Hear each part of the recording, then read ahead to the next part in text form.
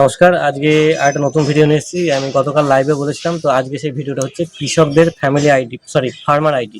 মানে কৃষকদের জন্য সরকার থেকে বলেছে যে একটা আইডেন্টি কার্ড দেবে। তো তার জন্য আধার কার্ড, মোবাইল এবং জমি রেকর্ড এই সব জিনিসগুলো নিয়ে আপনাকে নিজে ফোনে করতে পারবেন, অথবা নিকটবর্তী সাইবার ক্যাফে থেকে এটা করতে পারবেন।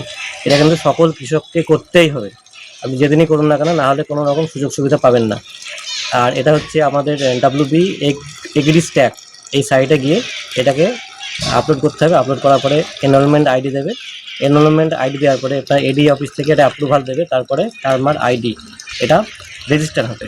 তো এই কাজটা এখনও অবধি যারা করতে পারেননি, এখনও বাকি আছেন, তারা নিকটবর্তী সাইবার ক্যাফে থেকে করতে পারেন। এটা আমার কাছে হচ্ছে, আমার এলাকাটা আমি কাজটা করছি।